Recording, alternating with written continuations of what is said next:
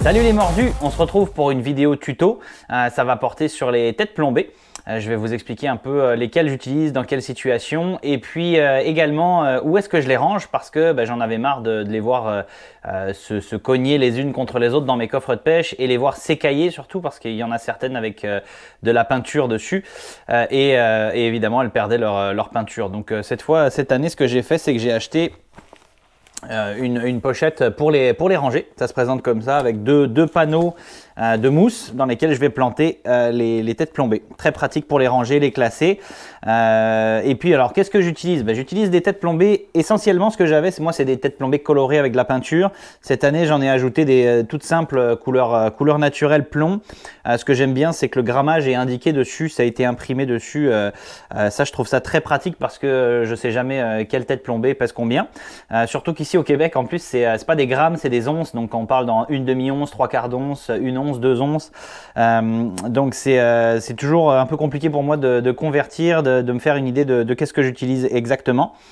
Et puis, ce que je vais essayer de travailler aussi, c'est la longueur des hameçons. Parce que globalement, en fonction du leurre souple, de la taille du leurre souple qu'on va utiliser, qu'on va vouloir piquer avec notre tête plombée, il va falloir parfois adapter la longueur de l'hameçon pour qu'on arrive au bon endroit dans le leurre. Donc là, je vais vous donner un petit exemple. Ici, on a un leurre souple avec une tête plombée et l'hameçon pour moi sort trop court. J'aimerais l'avoir un petit peu plus loin. Ce que j'avais dit dans une vidéo précédente, c'est entre 1/3 et le 2/3 du leurre pour pas que l'hameçon soit trop loin quand le poisson va venir l'attraper puis qu'on risque de manquer le poisson. Et si on a la hampe qui sort trop loin, on va brider la nage du leurre. Donc ça va être important. Par exemple ici là, je suis déjà plus content là, ça me paraît bien, le leurre va bien nager, puis la hampe est assez loin. Et ici même chose, je suis vraiment là, pour moi c'est parfait là, il sort de manière très bonne pour pouvoir à la fois laisser le poisson nageur vibrer et évoluer dans l'eau correctement et avoir le maximum de chances de l'attraper.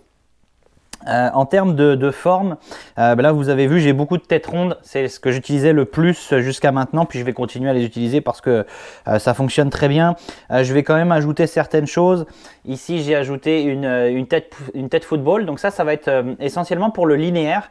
À la verticale, j'y vois pas vraiment d'intérêt, mais en linéaire, ça accentue le rolling. Donc le rolling, c'est quoi? C'est la danse du poisson qui va de gauche à droite, et avec une tête de cette forme-là, ça va accentuer ce mouvement-là. Donc potentiellement déclencher des poissons certains jours. Également quelque chose que j'ai ajouté, c'est la tête sabot. Ça, j'en avais pas, j'en ai jamais utilisé. Je suis pas sûr qu'au Québec, il y en ait vraiment beaucoup de pêcheurs qui l'utilisent. Cette fois, ça va pas être dans le linéaire, ça va être dans le vertical.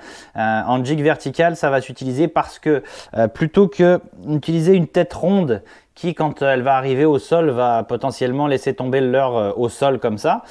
Et là, dans le cas d'une tête sabot, le leurre va garder une position en l'air, ce qui fait que ça va être plus facile pour un poisson, exemple un percidé ou un basse, qui a l'habitude d'aspirer sa proie. Ça va être plus facile à attraper et aspirer que s'il était couché sur le sol.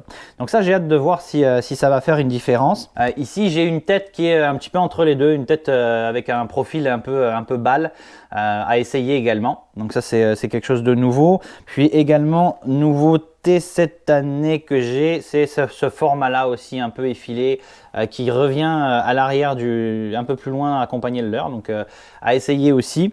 Et puis au niveau du grammage, ça va dépendre beaucoup de là où je pêche, donc la profondeur, le courant. J'en ai des très grosses, je peux vous montrer là, j'ai des 2 onces, ce qu'on appelle 2 onces, ça doit être 48 grammes ça je pense. Ça c'est quand il y a beaucoup de courant et des zones très profondes. Moi je pêche beaucoup dans le fleuve Saint-Laurent. Et il y a des zones qui sont vraiment, ça prend du gros plombage, du gros grammage pour pouvoir descendre au fond, avoir un beau contact avec le fond et pêcher correctement. D'ailleurs, il y a plusieurs écoles. Des fois, les gens, quand on débute, c'est sûr qu'on va surgrammer pour être sûr que la personne qui commence la jig à la verticale soit en mesure de bien sentir le fond. Après, il y a des écoles qui disent si on surgramme, on va moins sentir la touche. D'autres, c'est l'inverse. Donc, bref, moi, j'essaye de sentir le minimum de poids dès que j'ai le bon poids pour le fond, je m'arrête. Et d'ailleurs, ce que je fais, c'est que j'utilise une agrafe, au moins au début, pour justement changer rapidement de tête plombée puis voir si j'ai bien le bon grammage pour la profondeur. Puis ensuite, une fois que je l'ai, je mets mon leurre souple, je l'accroche et puis on est parti pour la pêche. Dernier modèle, j'en ai aussi avec des petites lames dessous, des petites palettes.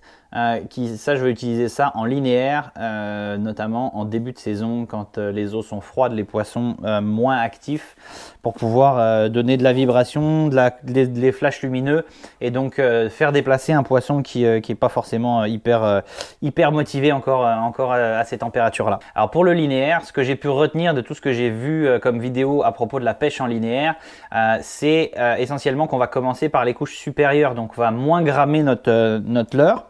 Ici, là, on va commencer par des petites têtes plombées et puis ensuite on va surgrammer pour descendre dans la couche d'eau jusqu'à arriver le long du fond. Pourquoi on fait ça? Tout simplement parce que si on commençait par la couche d'eau inférieure, donc on commence par frôler le fond, et puis que les poissons se trouvent dans des couches supérieures, ben on va passer avec notre ligne, notre fil va passer, sans leurre évidemment parce qu'il est en dessous. Le poisson va voir le fil, potentiellement même pas le bas de ligne en fluoro, mais la tresse parce que c'est plus haut.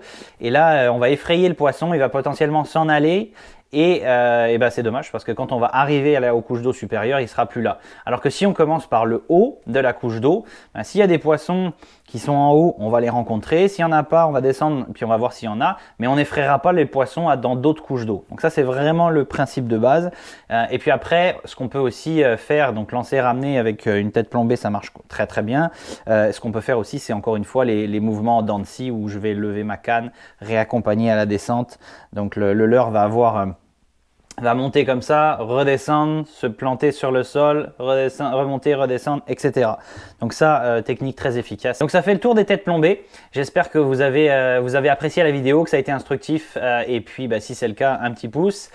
Sinon, je vous retrouve pour de prochaines vidéos. À bientôt. Ciao!